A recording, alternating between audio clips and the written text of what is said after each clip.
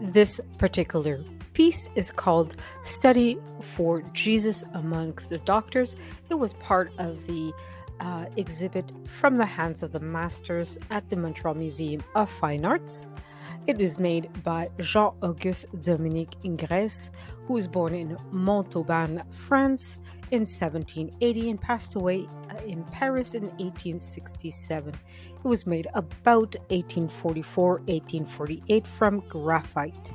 It is part of the Montreal Museum of Fine Arts collection due to an anonymous gift. The exhibit In the Hands of Our Masters from Parmigiano to Matisse is an exhibit that was done in 2018 at the Montreal Museum of Fine Arts.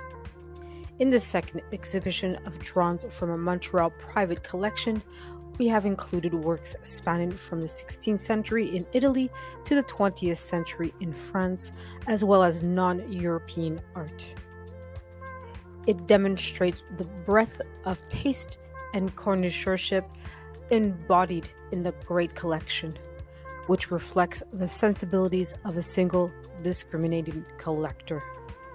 The remarkable group of artists features include Parmigiano, Giorgiano Vasari, both Augusto and Annibale Carracci, Giovanni Benedetto Castiglino, Antoine Watteau, François Boucher, Théodore Géorgicou, Gustave Courbet, Jean-François Millet, Victor Hugo, Berthe Morisito, Camille Parizeau, Edgar Degas, Gustave Moreau, James McNeill Whistler, Henri Matisse, Juan Gris, Amedeo Modigliani, and even Katsushika Okose, among many others.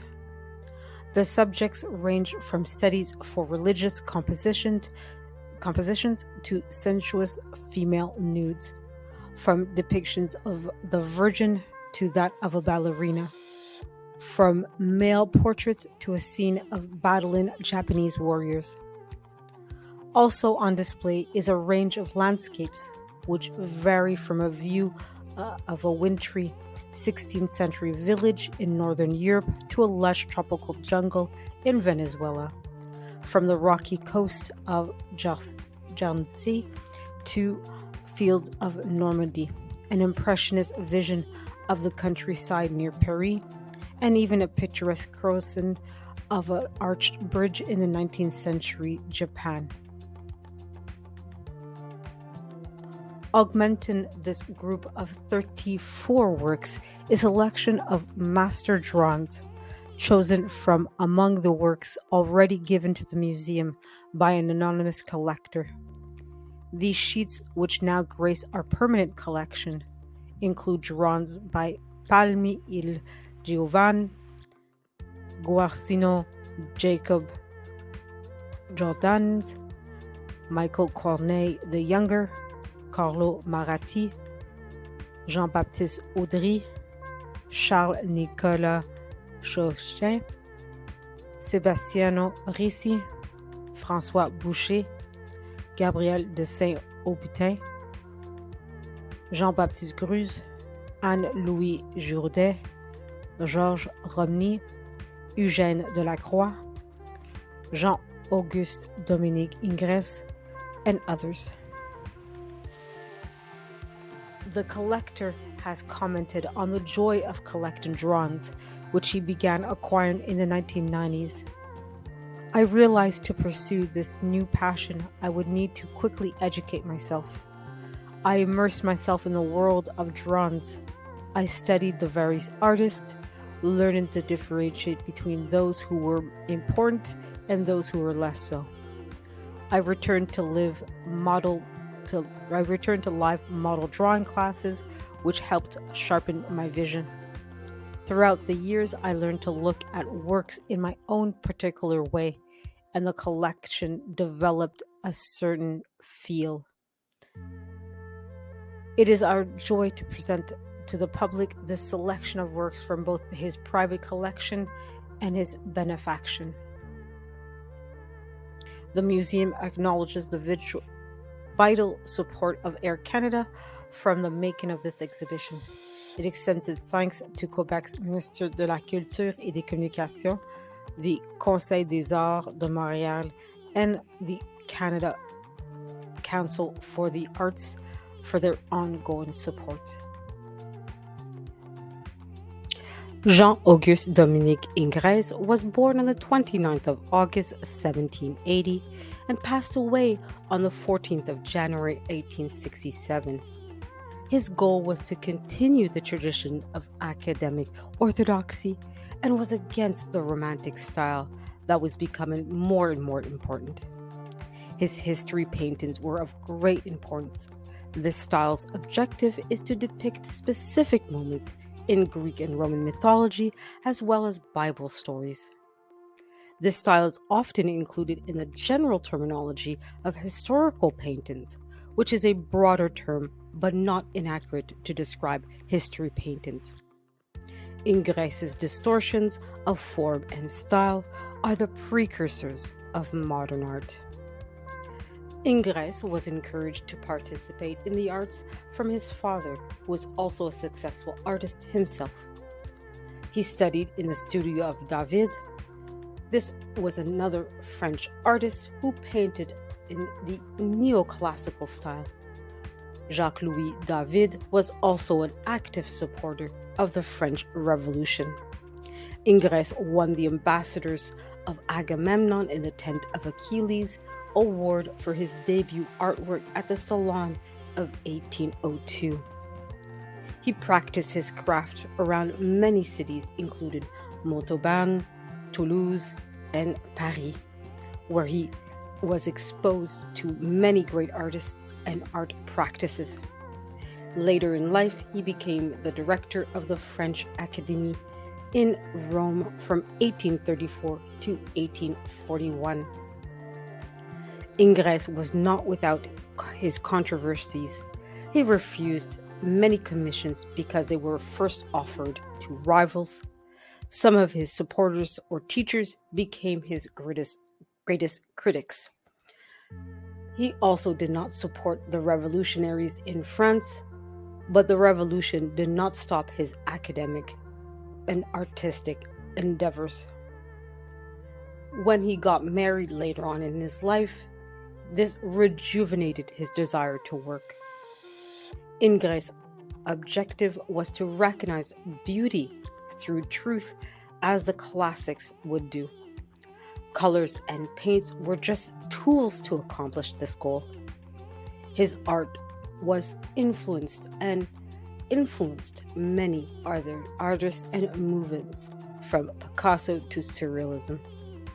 He was also an amateur violinist, and a French expression was created after him, les violons d'Ingres, meaning a second talent an artist is also known for. What I like about this sketch is that you see in the background of it the sort of graphics paper that you would often get as a kid, or maybe if you're in college for math or whatever, right? Whenever you would have a certain math questions where you have to write a graph or whatever, or design a graph, you would have those like squared paper. It kind of looks like that in the back, where you can kind of see that he drew that in himself, right, to sort of get the right proportions of the head, the hands, and have everything at the right angle. And you kind of see the two figures at the side that they're kind of one is tilting his head forward, one is tilting his head to the side to look at Jesus, right? So by having that sort of graph paper, they can, the artist can tilt the heads at the right angles and make sure that everything is matching up properly. Oftentimes when we think of artists, we think that they're doing it free-handed, right, with no guides, nothing, just with their hands and eyes, and oftentimes that is what's going on. But we also tend to forget that many artists use these kinds of techniques to become that person that uses freehand drawing or sketching, right? And that at the end of the day, even with the freehand artists, they often will still use these kinds of ideas of everything is mathematical, everything is calculated.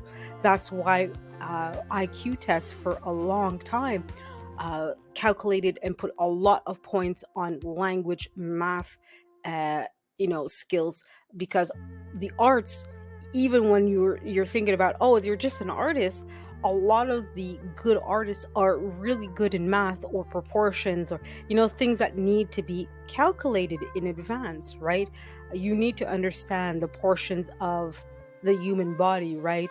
The head is so many centimeters, the torso is long, this so long, and everything is, there's a whole calculation behind the human body, and you'll see a lot of those same kinds of calculations in animals, in mother nature, in so many things that we don't even realize. And that's why for a lot of people, math is the root of life, right?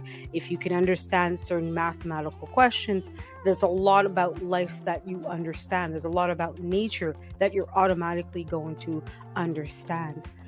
So we often forget that some of the greatest artists are also great mathematicians, or great at language, or great at other things. That's why during the Renaissance era, when we think of a Renaissance man or a Renaissance woman, a lot of times they didn't just do math, they didn't just do philosophy, they didn't do just art or craftsmen or draftsmen. They were doing multiple things because they understood that a lot of things were interconnected with each other. Now, of course, these days, knowledge has become so developed that we know so much more. There's so much more information out there. It is difficult to be a Renaissance person in the modern times, right? When your whole knowledge of the universe back in the day was the Bible or the Quran or whatever holy book you had, it was very easier or different to become a Renaissance person when your knowledge was very limited, when you only had so many books that talked about nature and life and the meaning of the world.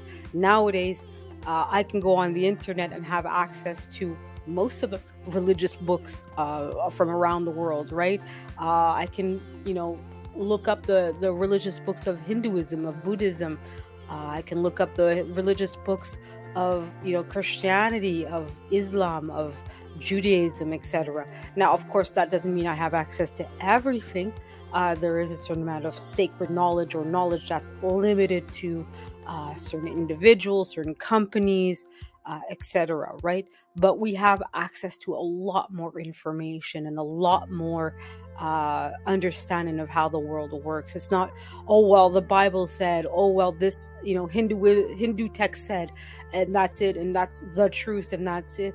We understand that there's a lot more to life than that one book, that one teaching, that one way of how the world works. Now, I'm not saying this to criticize any particular religious person or religious group. You have the right to believe whatever you want to. I'm just saying that there's a lot more to the world than just one thing, right? And that applies as much to philosophy and math and to everything else. We understand that the world is multifaceted and that there's a lot of interconnected elements out there. So this is kind of what this particular sketch kind of reminded me, and I think it's technically called a Cartesian map. There, when you have that graph paper, and for those of you who do not know, Cartesian is named after René Descartes, who came up with this little map graph thing. But he also was the one who said, I think, therefore I am. So you guys can look that up for yourself. I'm definitely not here to give you guys a philosophy lesson. But I definitely, came up with a lot of things in my mind when I saw this sketch. And it was really, fascinated by the fact that art can be so mathematical and calculated. We often don't think of art in that fashion, right? As being very mapped out and detailed and planned ahead. We often just think it's, a lot of people thought for a very long time that art is just this divine, mysterious inspiration. And that's why for a long time, too, many artists were fought against, because a lot of religious people thought, oh, you must be a certain kind of bad person because they couldn't explain how they came up with these different art things, these different subjects to paint. They always describe it in a very mysterious way. So, of course, for a lot of religious people, well, that doesn't seem too godly, that doesn't seem too holy, so you must not be a good person. But alas, that's not, it's neither here nor there. I'm getting to one of my many rants as usual. You guys are used to me and my ranting. Anyways, I hope that you guys enjoyed this sketch as much as I do. But please let me know your opinions, your thoughts on this sketch in the comments section. And of course, don't forget to leave me a like, subscribe, and if you can, please share me out in the community tab as well. Please, much appreciated. Any kind of engagement is good engagement, even if you have something bad. Oh no, I don't like this painting at all. I think it's horrible. Blah blah blah. You guys have the right to criticize these paintings. This is not my painting, right? You're not hurting my feelings. I didn't put any work into this. So if you disagree and don't like it, that's absolutely fine. I like it, but hey, you have the right not to like it. This is not a sketch that I made, so I'm not making money off of this painting either. I'm not, if this painting or sketch gets sold, I'm not making money off of this. So you guys definitely have the right to decide for yourself your opinion on this sketch. And by all means, again, I know I'm repeating here. If you have ideas or artists or anything that you want to hear my opinion on, let me know in the comments section. Maybe even, hey, we can go on do a lot together, especially with StreamYard having the co-streaming feature. We can do a live together and talk about different art forms and artworks, etc. Anyways, have a great day, guys. I hope everything is well for you today and for this week. And I hope that nothing but the best happens for you in your life.